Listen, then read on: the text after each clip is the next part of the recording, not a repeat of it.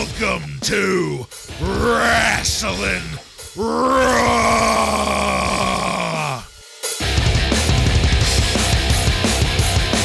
Alright, you're listening to Wrasslin Raw, the podcast that takes you back to when Raw became war and Attitude ruled. Thank you for joining us. You're here with Ryan Arico. Vader is thick!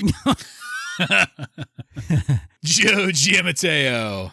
This podcast is a stain on the underwear of life. I'm the one and only Jason Bartlett, and we're going to examine WWE history one pay-per-view at a time. That's right, folks. This is a special pay-per-view episode, so pay-per-view stipulations are in effect. We're going to be giving our star ratings. Joe's going to be giving us Meltzer's star ratings, and in the end, we're going to talk about whether or not we got our money's worth. Before we get to all of that, though, I just want to give a quick shout-out to our new listener in Iran. And it can't be Sheiky Baby. That's the first person I assumed. Might be the Sultan. Oh, is there a way to revoke a subscription?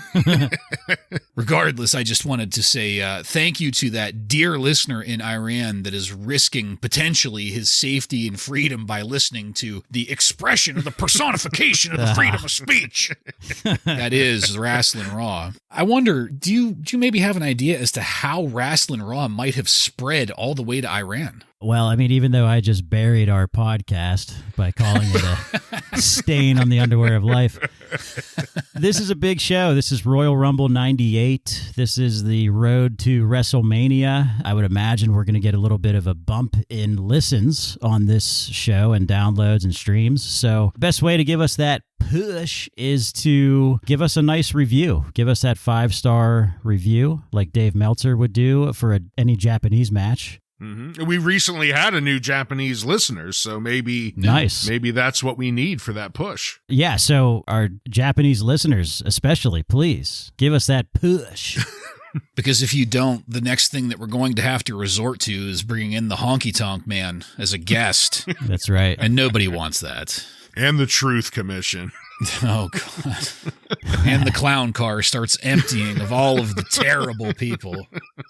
The Bariquas. All right. You made us do it. You made us. In this episode of Wrasslin Raw, we're going to be talking about the 1998 Royal Rumble. The Royal Rumble aired on January 18th, 1998, and was recorded at the San Jose Arena in San Jose, California, and features Jim Ross and Jerry the King Lawler on commentary. Are you guys ready? I am ready. Ready. All right, then. Let's get into it.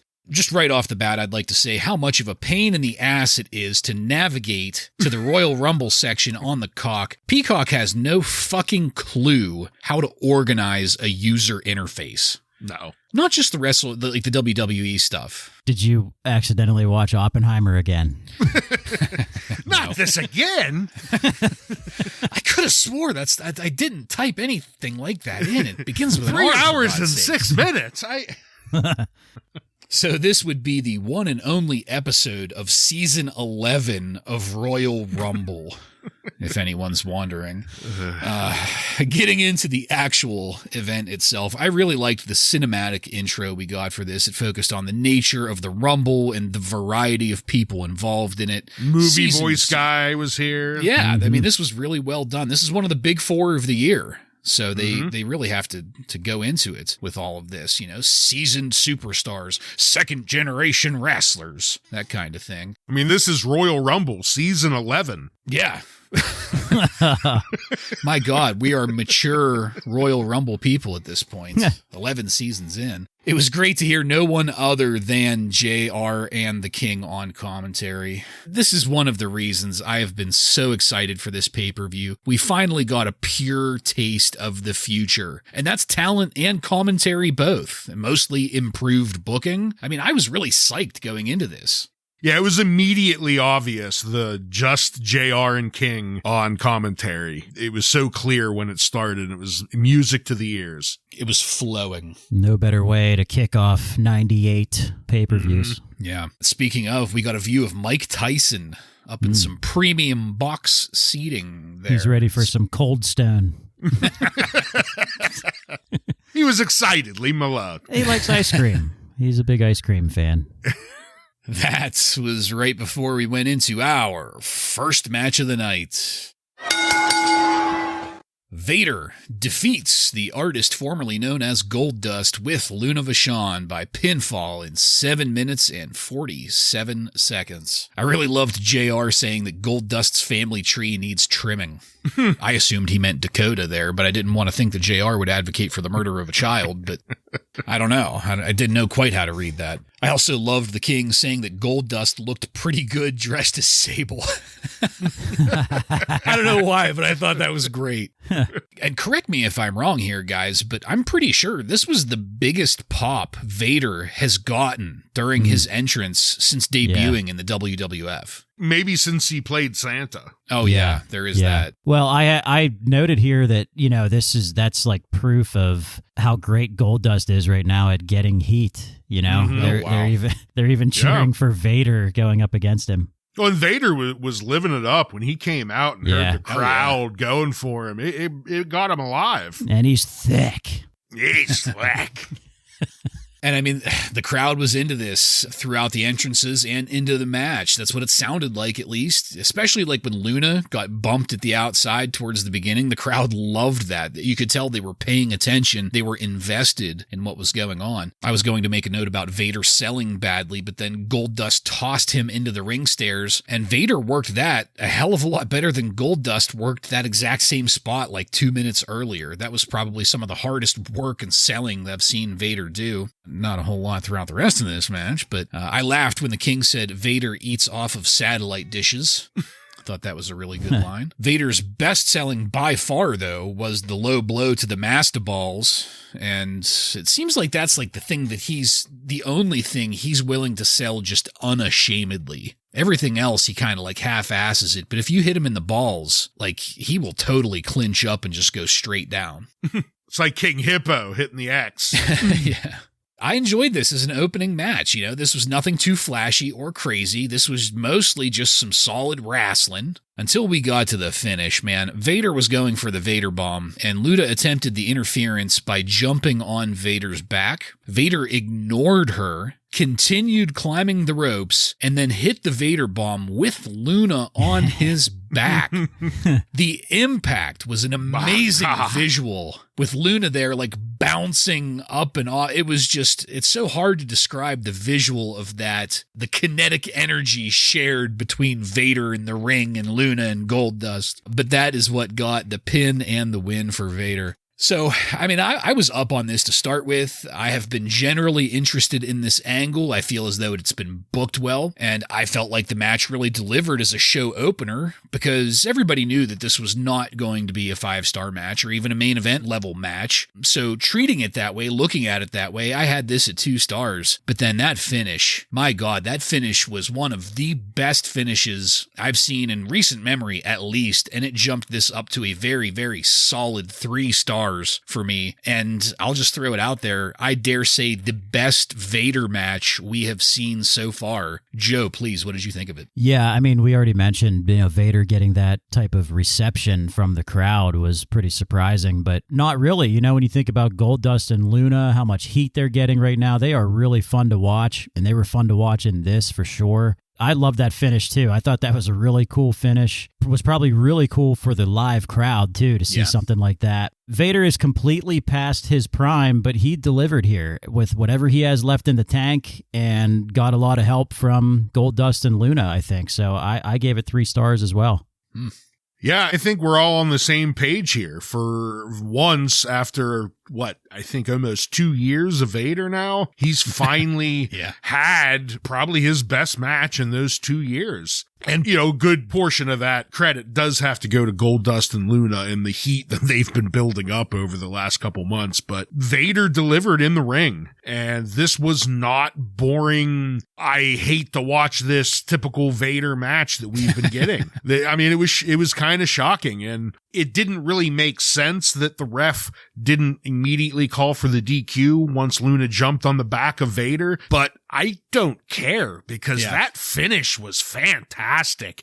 And it really put over Vader's power. Him able to like fully extend back and get that Vader bomb with Luna, and Luna holding on the whole time. Like everyone played their part there and it looked great. I was kind of in the 1 to 2 star range. Like, this is a solid match, but that finish with both of you, I was like, it's a 3-star because I loved the finish. Yeah, you can't say that you could do a finish like that with somebody like, I mean, I hate to keep harping on Sable, but Sable, or even Miss Elizabeth, or half of the divas that they end up coming up with, you know, it had to be Luna there, and man, she rocked that shit. That was such a great finish. She rode that Mastodon to the mat.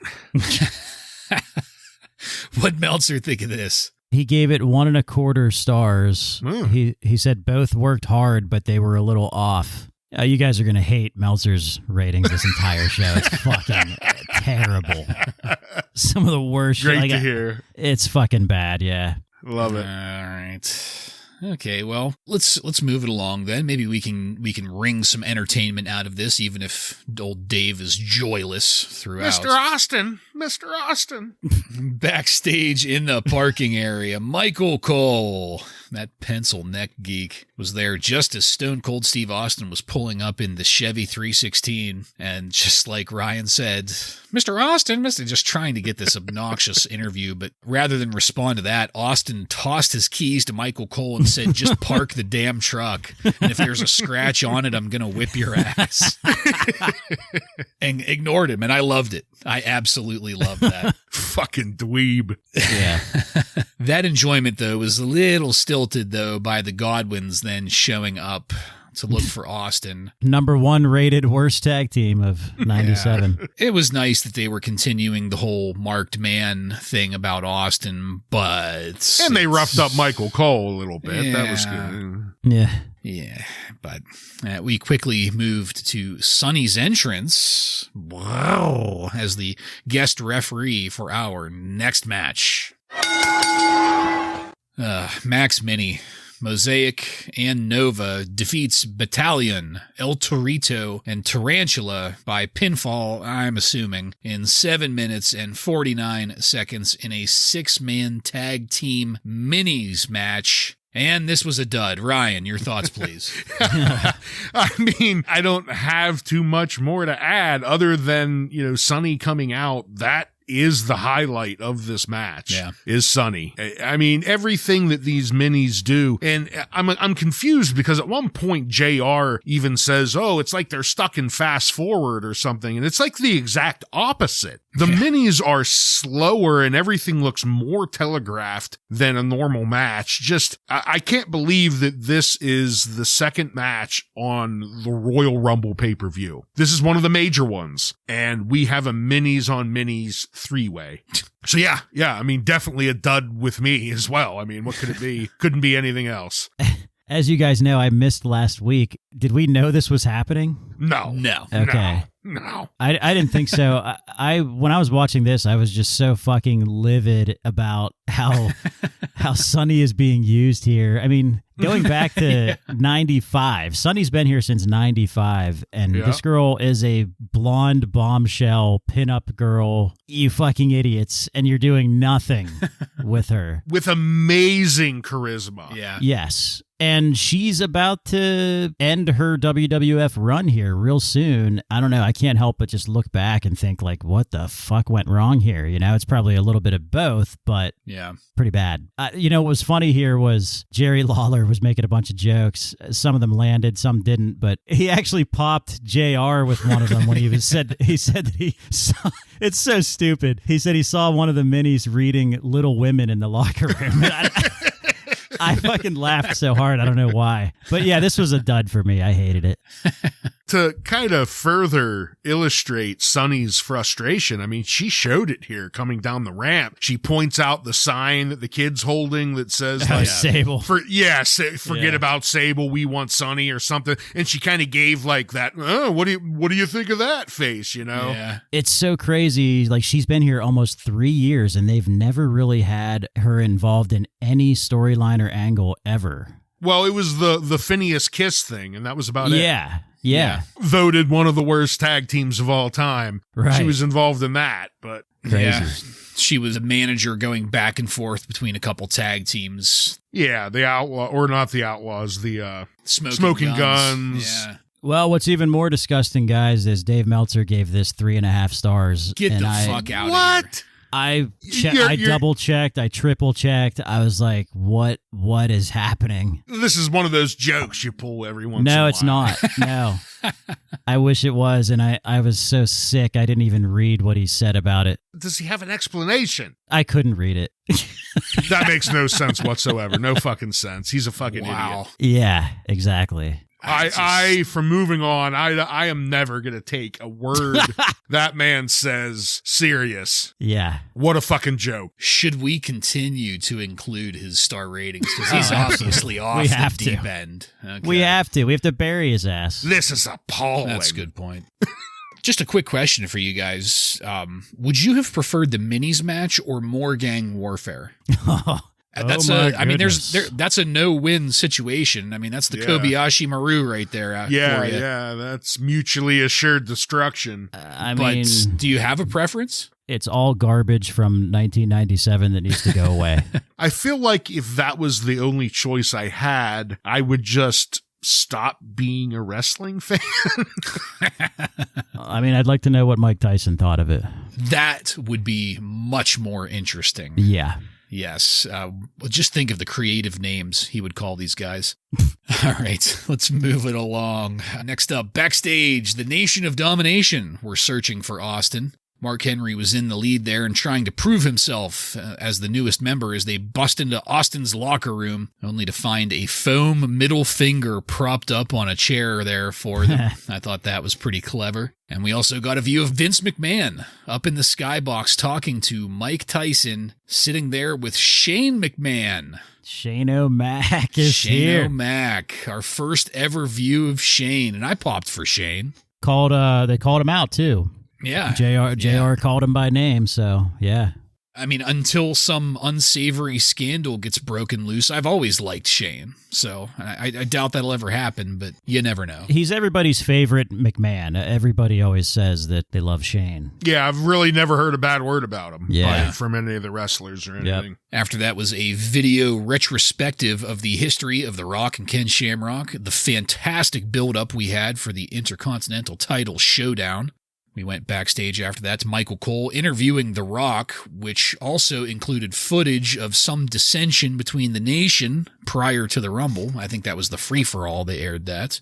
And the best part of all that was The Rock insinuating that he prefers to be alone. And, the rest of it was good, too. That was all in the mix of like a flurry of one-liners and insults that were all excellent. But they couldn't help but insert that teensy bit of storytelling in there, and I fucking loved it. That took us into our next match.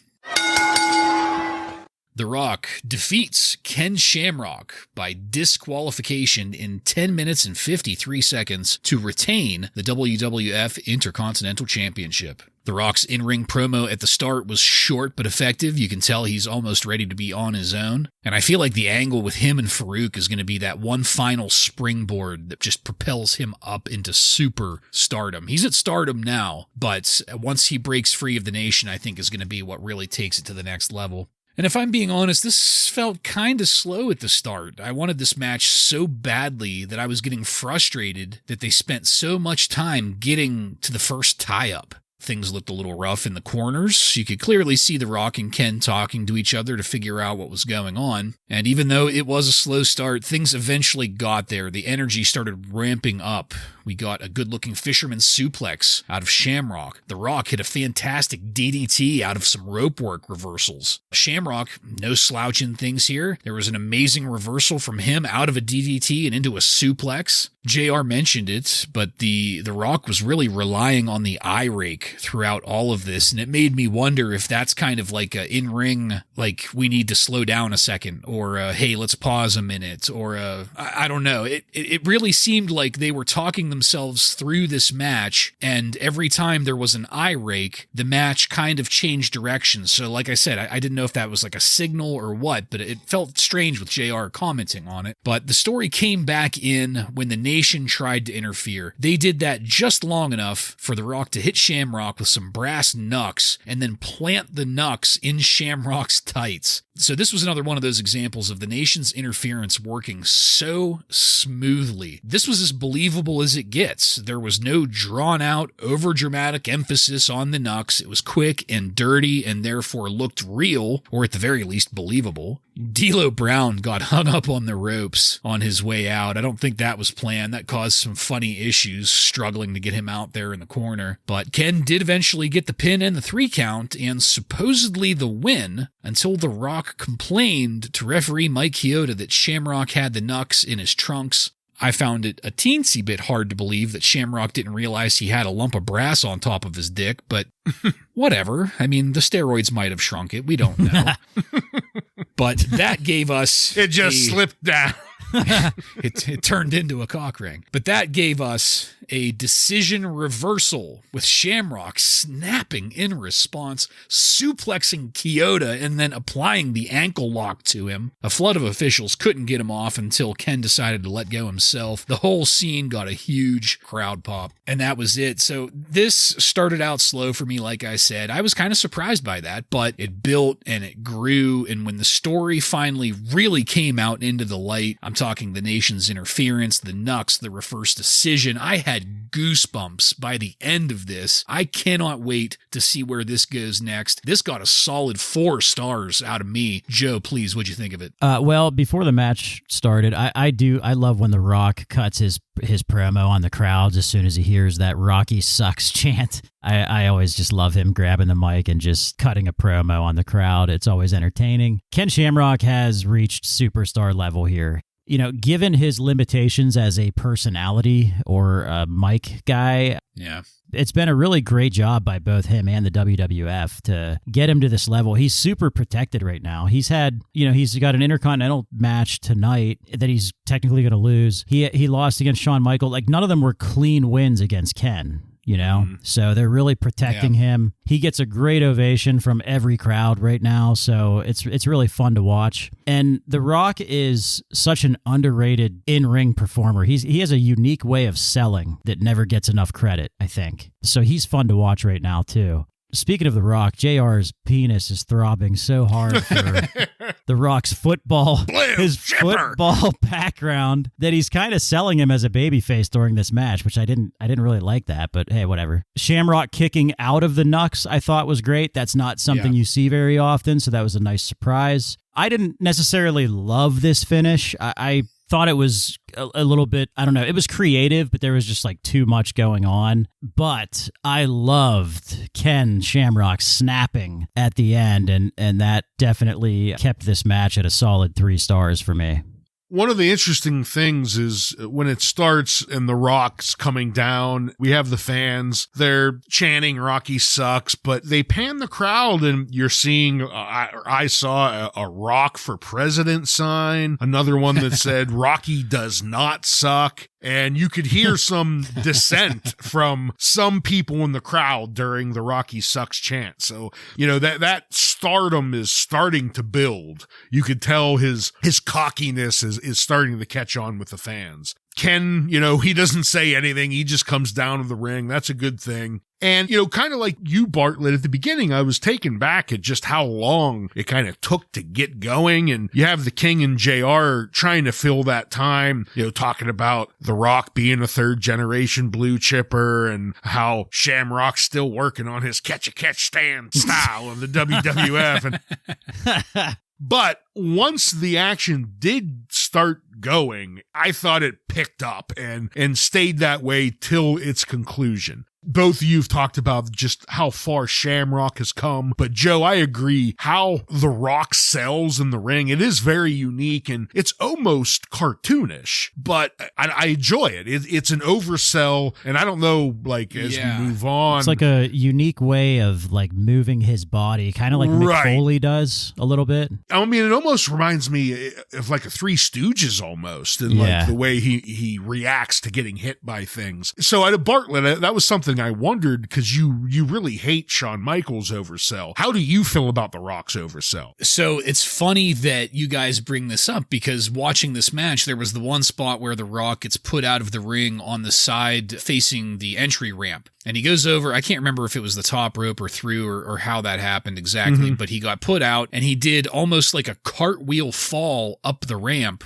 before kind of staggering around and going back in. And when that happened, the first thing I thought was, that looks like a step or two below Ric Flair cartoon selling. So like it's not quite as bad as Ric Flair can be sometimes, or Shawn Michaels for that matter. Well, The Rock will get there with some of his stunner reactions at times. Yeah. But it's like I agree with you guys. It's almost cartoonish. It's not quite. It's like right up to the line of being too much, but it doesn't cross it. It's sports entertainment, pal. That's right. It is. It's sports entertainment, and I love it. That's the thing, is this match turned out to be just a really entertaining match. The ending, though, I will say I wasn't crazy about. I'm in your camp, Joe, a little bit more with that. Only because what other point does the ref just take the word of someone else to go, sir? Like that just felt a little bit, I don't know. I didn't like that part. And because of that ending, at that point, I even wrote down, I was like, that kind of, I'm going 2-star. But then Shamrock snapped on Kyoto and jacked it back up to a 3-star for me. Yeah, see, I had that exact same thought, but then again, I thought, well, how many heels actually, or how many downed people actually try to point it out to the ref while everybody's still there in the ring? Yeah, while everybody's still in the ring, though. I don't know. I'm just looking for a reason to ignore it. Joe, what'd Meltzer think of this? Well, I mean, probably. He liked the Minis match better. Oh my God. He gave this 2.25 stars. He said, since both are relatively inexperienced, there were some sloppy spots, such as both going for moves at the same time or hesitations. So with him saying that, maybe it kind of goes in line with what you guys were saying about the beginning of the match a little bit. But he's still a dumbass for that Minis rating. Well, with the rating he gave the Minis, I wonder if any match does better than the Minis for him. Yeah, and if the Minis don't qualify as sloppy and what the fuck ever else, like, it's match of the year for him. Sorry for the spoiler. All right. Oh, God. So after that, backstage, the Bariquas were looking for Austin, and they ran into a closed locker room and ended up attacking the DOA, and I groaned. They aren't even on the fucking card. These jobbers, and none of these jobbers are on Austin's level either. Like, this is terrible. What the fuck are they going to do? It's like the 7 angry jobbers going after King. After that, we had a brief eulogy for the Legion of Doom before going into our next match. The Legion of Doom defeat the New Age Outlaws by disqualification in 7 minutes and 56 seconds, with the New Age Outlaws retaining the WWF World Tag Team Championship as a result. I was really curious about how LOD would look in this. We had a Michael Cole interview with LOD after the entrances started. Animal wasn't looking at the right camera, but it sounded fine. It was a perfectly normal LOD promo. Right at the start, with LOD jump-starting things, I couldn't help but think that this match is the sizzle versus the steak. Talk about a perfect representation of what we're trying to move into in the Attitude Era here. The mic skills of the Road Dogg with the somewhat subpar wrestling versus the old guard and LOD and what could be considered the steak, the beef in the ring. But anyway, just some pontificating on my part there, because things were kind of just there for me. I didn't dislike this match, but I also didn't really care about it going into it. And honestly, if Animal was injured like they were saying, I would believe it. His pins were really protected looking. There was a power slam from him on Billy Gunn. Looked like he almost broke Billy Gunn's neck because he couldn't fully rotate Billy through it. You could see the Outlaws like really quickly checking on Animal before working on him more after it was all over. At one point, Hawk got put in handcuffs, and then after the finish, Hawk broke the handcuffs, which I couldn't help but think would have been better before the match had already ended. But whatever, it got followed up with some really gentle chair shots from Hawk. And that's it. New Age Outlaws ran away, and I ended up giving this 1 star. This is my neutral rating. It wasn't offensive, but it really didn't do anything for me either. Ryan, what'd you have on it? I'll start off with just agreeing with 1 star. That's what I gave it as well, because it wasn't offensively bad, but it certainly wasn't good either. Legion of Doom comes out, and before they do, they give us this montage video of all the titles they won over the decades, starting in the 80s. And to me, it just helped highlight how old they are. I mean, we're in 98 here, staring down the new millennium, and they feel like the dinosaurs. And fortunately, the WWF were smart enough to not put the belt on LOD, regardless of how much the crowd may have wanted it, because they can't do it. They can't, depending on what anyone's going to do with this tag team division. Yeah. Maybe they only have a match once every 6 months, and that's kind of where it is anyway. But the match was boring for the most part, but, as I said at the beginning, there was nothing that I really was like, oh, that's just terrible. Or the ending with the handcuff breaking it, you kind of were just wondering when he was going to break the handcuffs. And I don't know, 1 star is exactly where it is, because it's just a very neutral feeling about this match. I loved the New Age Outlaws coming out in the Brett Favre jerseys. I thought that was a good way to get heat with this crowd. Who just retired like last year. They've been really doing great with the wardrobe. I mean, that's a big part of wrestling, right? There's a lot of guys who have tried to mimic the robe.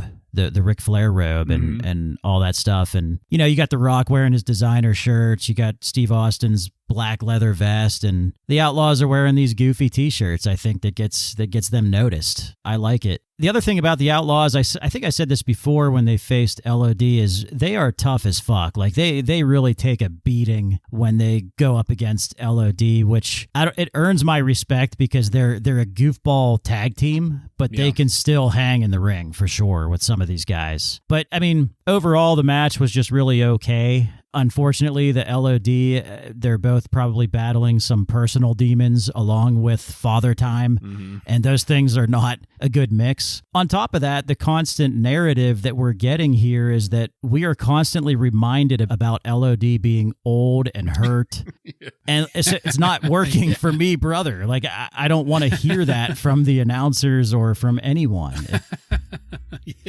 It's kind of weird, but I gave it 2 stars, mostly thanks to the Outlaws and their work. Like I said, they can really hang in the ring, and I think that they just get better and better each time we see them. I was just thinking it would be really neat to see LOD take on Luna dressed as Father Time, like she was for that New Year's Raw. What did Meltzer think of this, Joe? He gave it 1.25 stars. He said the match itself was better than you would think, but the ending was particularly weak for a pay-per-view show. That's actually fair. I'll give him that. Twice a day, broken clock. Yeah. Did you guys, so I didn't even remember this going into it, but they were giving away the Chevy 316 truck. Oh, yeah. I remembered that, sure. Well, they reminded us whenever he told Michael Cole to park it for him, too. Mm-hmm. Okay. Yeah, I must not have been paying attention. Well, once they mentioned it, I was like, oh yeah, that's right. They're giving that away. But I completely forgot about it. Yeah, the winner of this was Mildred Bowers of Nashville, Tennessee, and I hope Mildred, and that's with air quotes, really got a lot of use out of it. Makes me wonder if that was like the actual truck Steve was driving, or if this was like a copy of it that they gave her. I'm glad they didn't call her and have her not answer the phone like they've done in the past. Well, apparently she was having a Royal Rumble party, though. I don't know. My grandson Billy used my credit card on the pay-per-view. I don't know what's happening. I hear a lot of yelling coming from his room. I actually do think it is her grandson or son that ends up with the truck, if I remember from reading stories online. Oh, okay. Then there was an update that he has diabetes and she died, so I don't know. Wow, that took a very dark turn that I didn't expect at all. Well, let's get the hell away from Mildred and her diabetic son and Mildred's dead. Good God. Good God. We got a video retrospective on why Stone Cold Steve Austin has been a marked man going into the Royal Rumble, which is our next match. Stone Cold Steve Austin wins the 1998 Royal Rumble by finally eliminating The Rock in 55 minutes and 24 seconds. I'll just say at the start of this, the Royal Rumble is one of my favorite pay-per-views and gimmick matches of the whole year, so I typically enjoy these. Just a quick refresher for everybody. Spots 1 and 2 of entrances are out together first. Everybody else enters in 90-second intervals, and I am not going to list the participants because there are fucking 30 of them. Plenty of this was an hour long. I've got a ton of notes, so I'm just going to cruise through them here. Jump in anytime you want. The first 2 out were Cactus Jack and Chainsaw Charlie, which I loved. Chainsaw Charlie had some fresh stains and filth on him. That looked great. And while I love it, I also couldn't help but think that anybody holding on to a chainsaw could probably just win this. And I mean, he even took it into the ring, but Cactus started throwing shit at him, and I fucking loved that. They ended up taking turns hitting each other with chairs, as in standing there, handing the chair back and forth to each other to take turns, blasting each other in the face with it. What a great way to kick this off. Tom Brandi was out third. Big Italian. And he was in there for all of 5 seconds. And Crowd I laughed exploded and when he got laughed when he immediately got tossed. Cactus and Chainsaw Charlie didn't even give him a chance. I don't know how this wasn't a record. I mean, I thought somebody else has a record. I can't remember who it is. It's like Bushwhacker Luke, I think. Bushwhacker Luke, okay. Yeah. And this was on the night that Tom Brandi was debuting that new Italian flag everything outfit. And was extra tan that night, too. Yeah, he was. Threw on some extra bronzer. Yeah. Very little Guido in this. One of the things that I love about the Rumble is the countdown timer. It really gets the crowd involved regardless of what's going on in the ring. It forces a build in Gets anticipation. them excited to see Phineas or Tom Brandi come out. That's right. Well, you never know. It's a crapshoot. I loved the fact that Chainsaw and Cactus stayed in for so long. They were like a vaudeville act in between entrances. It looked like they were having so much fun together. You couldn't help but just feel the enjoyment out of them, I thought. And then, of course, there was quite a bit of time as lesser entrants, such as Phineas, 8-Ball, came and went. Owen Hart came out with Jeff Jarrett and Jim Cornette right behind him. Owen didn't even make it to the barriers. I'm not sure what the deal with this was. Hopefully we get, I guess, to maybe sample a program between Owen and Jeff, but I was still just left a little confused as to why exactly that happened. I laughed when the crowd noise actually died down when the Kurgan came out. He stepped out and the crowd just went silent. I also laughed when Sable came out with Mark Marrow. Like, what the fuck is she gonna do? With the fucking whip still. Yeah. Oh, wait, I forgot. She's going to do the same thing she always does, which is stand there and have massive fake tits, and that's it. And wave. Nothing else. Me and the crowd both loved Shamrock cutting down the Kurgan as soon as Shamrock came out. That was awesome. I loved it when Mankind came out. They had done a pretty good job of insisting that there would be only one version of Foley, but this was well after Cactus Jack got eliminated, but the 3 faces of Foley will never not be entertaining to me. I think I like this NWA thing for Jeff Jarrett after he came out wearing the belt. I know it won't last, and I know Taz did it better with the FTW belt in ECW, but as an angle and as an idea, I kind of appreciate it, I think. Any hope I might have had for Owen Hart was dashed when Try and China, 2 people not even in the Rumble, caused Owen to be eliminated. That's just tragic, I thought. Ahmed Johnson came out. Fucking Ahmed Johnson. First thing JR said was, who would compete in the Royal Rumble wearing earrings? He could barely get in the ring, too. Oh, yeah. He looked in bad shape. Man, he looked lethargic. I laughed and laughed at Ahmed's inflated sense of self-importance. Like, he had what appeared to be a half a dozen knee braces under twice as many knee pads on each leg. He was looking like Phil LaFawn in the ring there. There was some confusion about the number 22 entrant. Commentary thought that was maybe supposed to be Austin, but actually that was supposed to be Skull from the DOA. He was injured and couldn't participate, so there was no number 22. Shucks. Kama and Ahmed ran into each other on Ahmed's way out as Kama was coming in. They did like a, shoulder block, kind of aggressive run into each other. I loved Kama motherfucking Ahmed under his breath as he was coming to the ring. You could see the genuine dislike on his face there. When Austin finally entered, I loved the crowd pop. I loved everyone in the ring stopping to wait for him. And I loved Austin coming in from the crowd to start cleaning house, sneaking up on everybody from behind. I also loved Farouk coming out. He went right after the other Nation members, asserting some dominance. It makes me want more fucking Farouk matches. And obviously I popped again for Dude Love when he came out. Vader got the 30th spot, and he came out dancing. He was doing like the Charleston Shuffle down the ramp. What an anticlimactic end to the entrance to have Vader doing this juke and jive down the fucking ramp. He needed maximum rest, though, after his match, so that's why they gave him position 30. He did. His lips were turning blue after that first match. I don't know if you guys noticed that. But more energetic than Ahmed Johnson, though.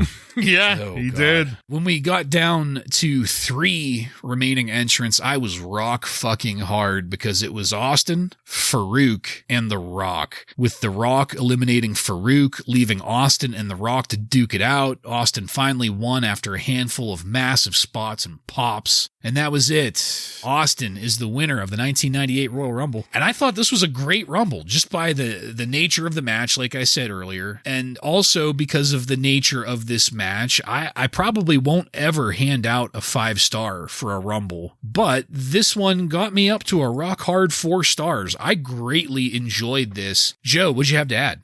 Well, the beginning always makes me think like, I don't know if I like this with these two guys in there as 1 and 2, Chainsaw Charlie, Cactus Jack, just because they're a tag team. But I mean, they prove why it's amazing to have them started off. I mean, like you said, it turns into this vaudeville act that is just so entertaining. Sports entertainment, pal. Really good stuff there with the start.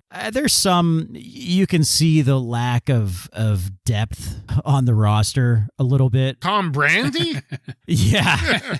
Yeah. But this is easily in my top 2 favorite Royal Rumble matches ever, with the 92 one that Ric Flair won. So I fucking love this. I love this Royal Rumble. I love all of the little storytelling within it. It's the most predictable winner of all time, but the way they get there is just so well executed. Yeah. And there were so many other things happening with the faces of Foley. I mean, come on. That's just fucking amazing to have him do that and have them. Yeah, I don't know whose idea that was, if that was Mick's idea or if that was Vince or whoever, but it's amazing. I love it. Steve Austin, waiting for him to be the next entrant was just, like you've said in the past, Bartlett, that anticipation for Kane and other things. It's like, man, I'm anticipating Austin getting in that Rumble match. He got in. It was a hot start, kind of fell off a little bit until the end. You even have that little Jeff Jarrett and Owen Hart thing going on. So now we have a little bit of a feud there with those two. This is a great Royal Rumble match. The end, it's fireworks with Austin and The Rock.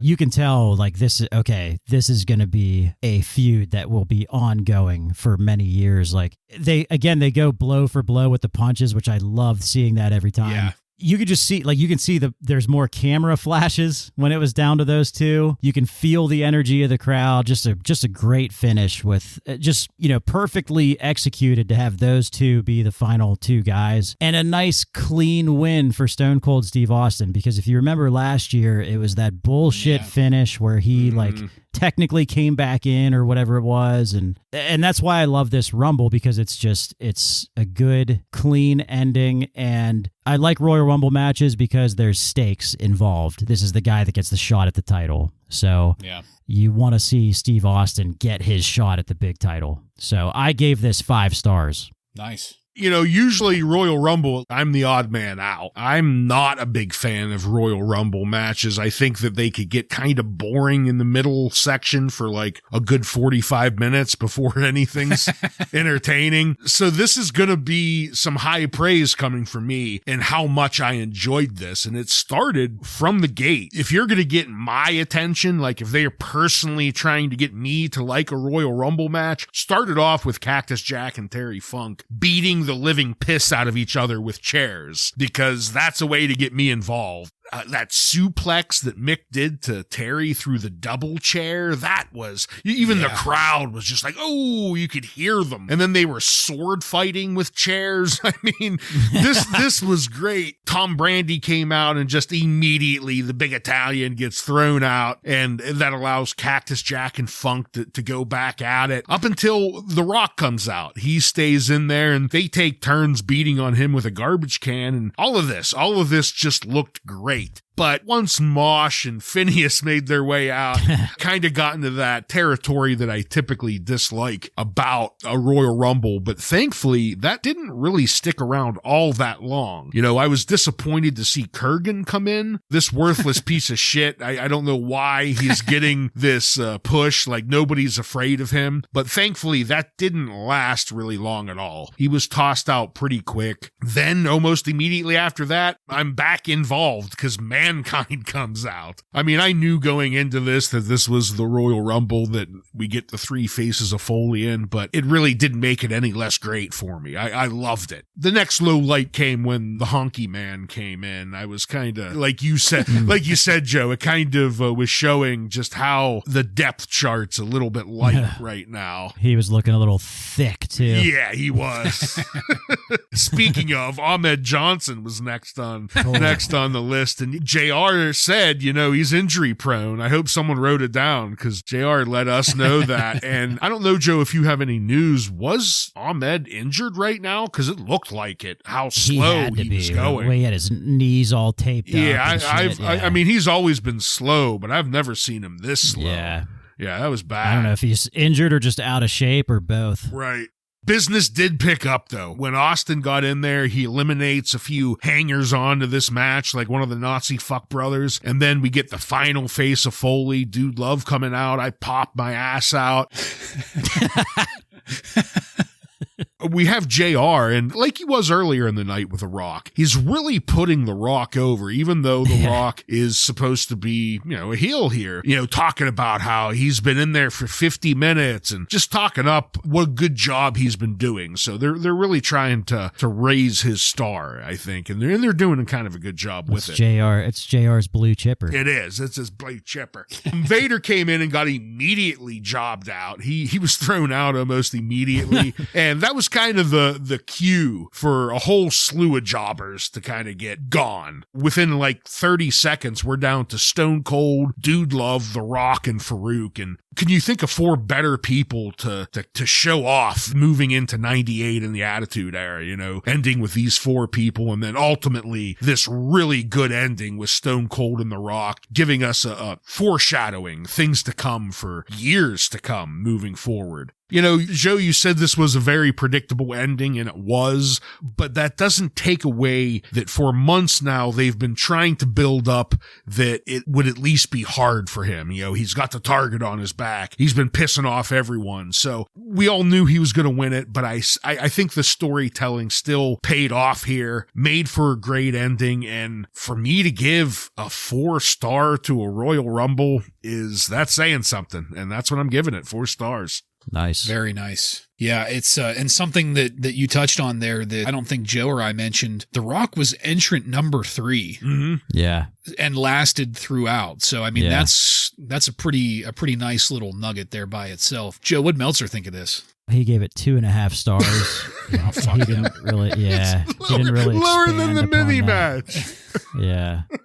I want to add, too, that Terry Funk, he's got to be, late 50s? 90. Here, at least. But, man, how awesome is he at working with these younger guys? Mm-hmm. Yeah. We've seen how many guys from other territories that were total duds the past few years. I mean, even Jerry Lawler. Lawler matches haven't really been very good, but Terry Funk is just fucking awesome with working with these younger guys. He's middle-aged and crazy. Yeah. And he lasted in that ring up until, I think, Dude Love, the third Mick Foley, is who finally tossed him out, right? Yeah.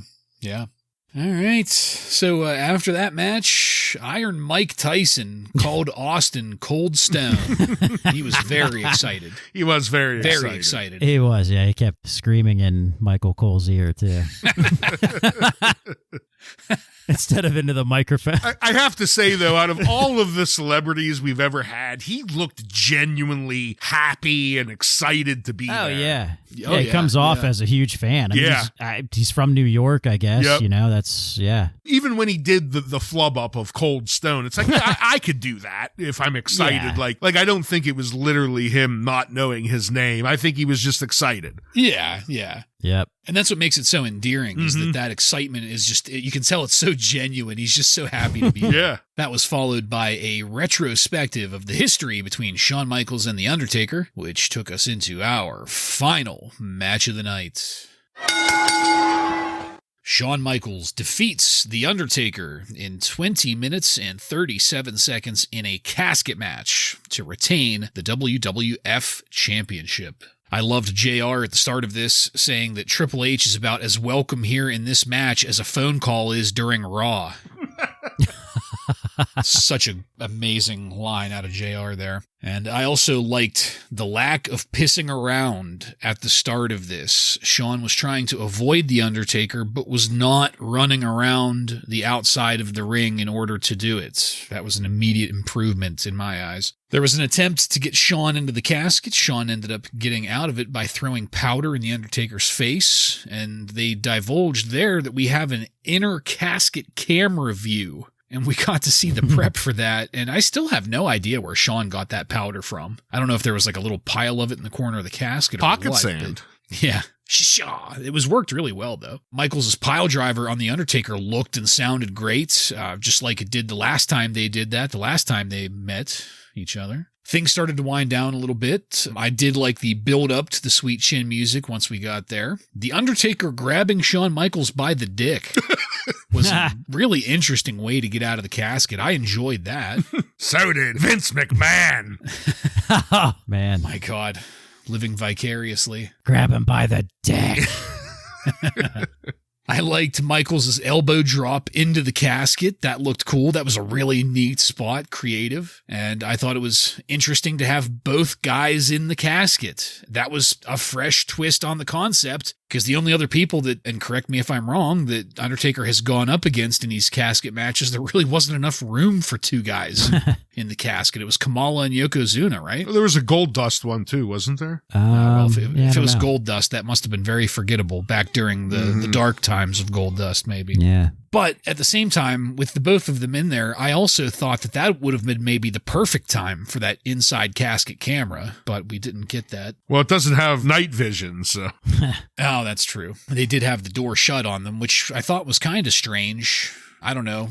I could only assume maybe they were testing out the casket gimmick during that time to make sure it was going to work later. I'm not Make sure the trap though. door was going to open. Yeah. I decided that I really liked the casket teases we were getting in this. This is probably, in my opinion at least, my favorite casket match that I've seen. Oh, and I should have mentioned at the start of this, I watched this match whenever it was live back in 98, but I had not seen this since, so I might as well have had fresh eyes going into this. But anyway, best casket match I've ever seen up to this point. The chokeslam looked amazing. The height on that was great.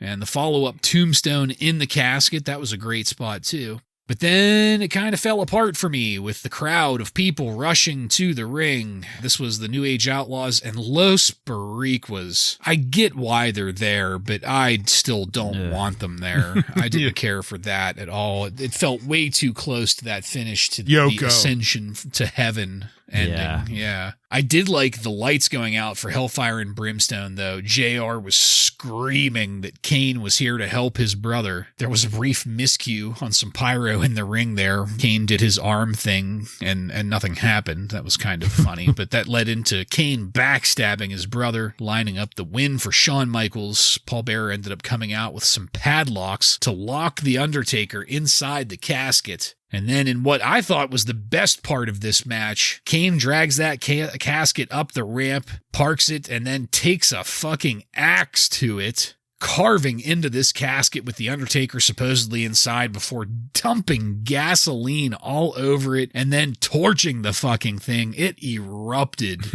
into flame. On an enormous fire blanket. Yeah.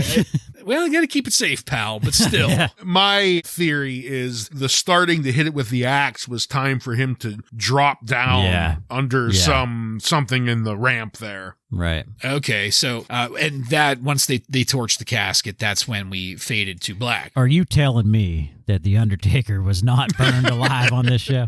So I don't know if you guys noticed or not, but the way that the casket was positioned, as it usually is, was flush up against the side of the ring that was the entryway side. You think he snuck under the ring before? I thought if anything, there was like a trap door in the wall of the casket or something that he was able to get out and under the ring while they were locking it before moving it up the ramp, because even if there was like a compartment inside the casket. Well, that's what I was saying. I don't think a compartment. I think when they planted it, I think it was on a specific spot in the ramp where you could go underneath. That's San Jose Arena where the Sharks play. So, I mean, that's a solid concrete floor. No, at the top of the ramp where they were at, though, that's on scaffolding. That was at the top of the ramp. Yeah. You have all sorts of room underneath. Do you want a hole in a fire blanket? Because that's how you risk safety. I believe that The Undertaker was burned alive. I don't know what you guys are talking about.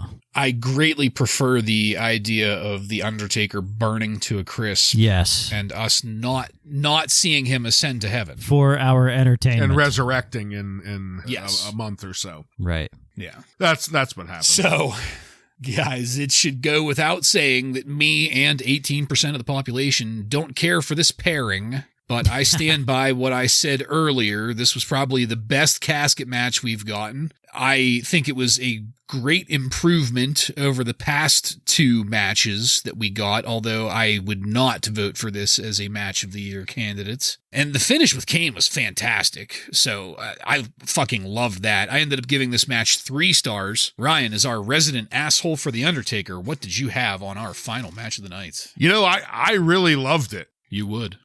Well, I mean, how could you not? How could you not? 2 of the best to ever do it going at it here. But I did like a sign in the crowd as The Undertaker was walking up the steps that said, "Hulk Hogan, please retire." That was one that really hit good with me. And I also loved Mike Tyson doing the suck it chop up in the box to Shawn Michaels. You know, I thought it was cool how they just keep on showing Iron Mike's reactions up in the box there. I think that's a good way to keep him involved. Early on in the match, you know, you didn't really touch on it too much, Bartlett, but unfortunately, there's an awkward drop and Shawn Michaels' back hits onto the corner of the casket. And this is, you know, first few minutes of the match. And JR even mentions, you know, that it looked kind of painful. And, you know, moving forward, for anyone that doesn't know, this is a serious back injury for Shawn Michaels that, well, he's going to have a couple more matches to just finish things out here. But this is kind of him gone for a while. I mean, he's going to come back in the 2000s, but this is a serious injury that he's going to have to deal with. This isn't a lose my smile, I hurt my knee injury. This is something that's actually serious. And you could actually see on his back after he hit, there's like starts to turn black and blue a little bit. It swells up. You know, something definitely good wasn't going on there. So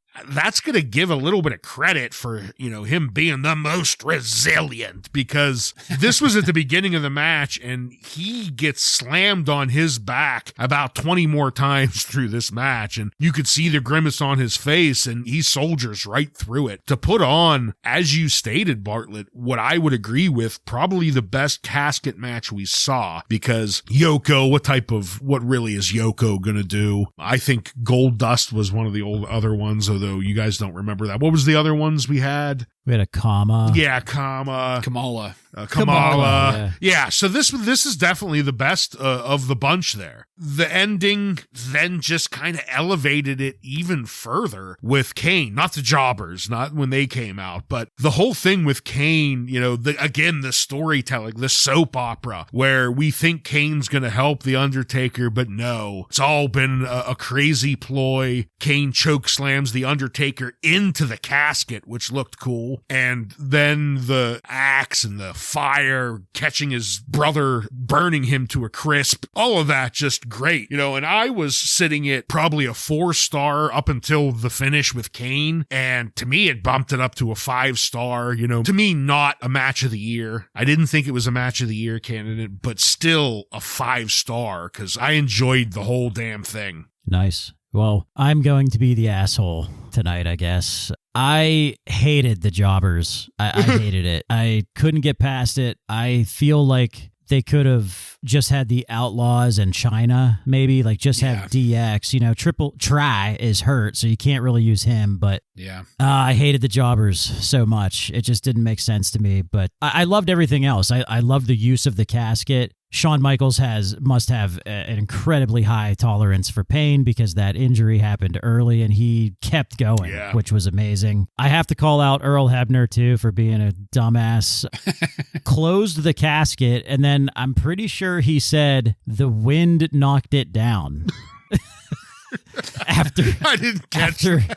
Yeah, like we saw him close it with his hands, and then he said the wind knocked it down. So... That's Earl Hebner for you. But yeah, good match. Maybe it's because we just recently rewatched their last 2 matches that I loved so much more than this. But it's probably more the jobbers. I actually gave it 2 stars. Oh, huh. Okay. What'd Meltzer think of this? He gave it 3.5. He said the match was really good, but it was taken down by the finish. So he didn't like the finish. Well, just so for the record, I got curious and looked it up. Before this, we have had, let's see here. So this is actually the 8th casket match. We had The Undertaker defeating Kamala. We had Yokozuna defeating The Undertaker. We had The Undertaker then defeating Yokozuna with Chuck Norris as the guest enforcer. The Undertaker defeated Kama twice. He defeated King Mabel. And then you're absolutely right. The last casket match we had before this one was Goldust defeating The Undertaker for the IC title at In Your House Beware of Dog. I don't remember the Undertaker. Goldust must have been the champion going into that. And what happened was Mankind was in the casket. Right. Yeah. Yeah. So a handful of those that I didn't remember at all, and this is still better than all of them. So yeah. All right, guys. Well, as I said, we faded to black. So let's get down to the most important question of all. At a premium price of $29.95, did you get your money's worth?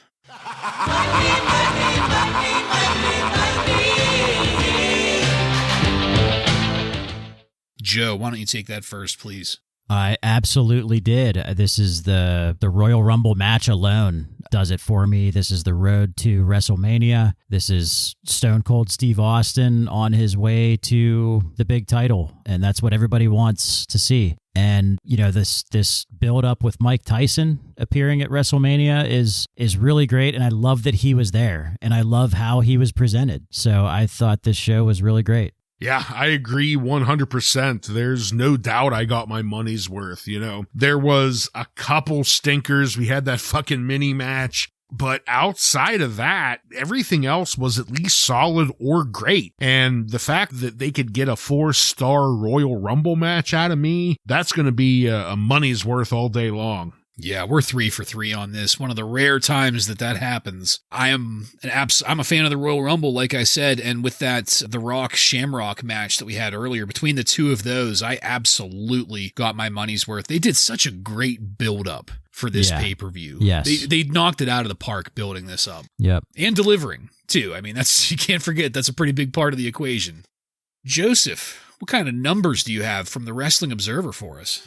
Pretty mixed from the Observer readers on this show. They were 49.3% thumbs up, 33.6% thumbs down, and the rest in the middle, so pretty mixed. The best match was voted as Shawn Michaels versus Undertaker, and the worst match was voted as LOD versus New Age Outlaws. Not the minis. Not the minis? Not the minis. Jesus. Meltzer says it was not the show of the year unless we are in for a very bad year of pro wrestling. The Rumble... Oh, fuck him. Holy shit. What's hilarious is him saying that leading into one of the greatest years of wrestling ever. Right. What a fucking fucknut. The Rumble was an ordinary Rumble match, below average. As compared with the standard of the past several years. Yeah, Dickie Murdoch, 5 stars all day long, rolling up the ramp. Something interesting that he did note here was that after the show went off the air, they showed The Undertaker on the Titantron revealing that he had escaped, vowing to Kane that he will get his revenge. So perhaps that is something that we will see on Raw, maybe not. We'll see what happens. I would have been left assuming that he was dead again. I agree, burnt to a crisp. For the 10th or 12th You would have time. thought they would have, at least let us on for a week that he was dead. Yeah. Maybe like some kind of video package from like Raw where they're like trying to hose out the casket and they're like, oh, there's no bones in here. Something like crime scene people, maybe. Something. Since they thought somebody was getting murdered in an arena. I mean, maybe they still will, since they made it a point not to show that at the end of the pay-per-view. So maybe that's just a teaser that they were going to give to the live crowd. Yeah. Okay. Yeah, that's it. All right. Well, thank you, Joseph. Illuminating as always. And that is it, folks. We are done with this one. I want to thank you again for joining us. If you like what we're doing here and want to connect with us, you can email us at WRASSLINRAW. Just add @gmail.com to the end of that to submit questions or comments. Check us out on social media and on every podcast subscription platform. While you're there, don't forget to follow and subscribe to get every episode of Wrasslin Raw coming to you every week. Give us a 5-star review and tell all of your friends to tune in to the most treacherous Monday Night Raw review podcast on the airwaves. Next week on Wrasslin Raw, we're going to take a look at the Raw that aired on January 19th, 1998, with matches featuring Ahmed Johnson, the Quebecers, and many more. So, for Joe and Ryan, I'm Jason, and this has been Wrasslin Raw.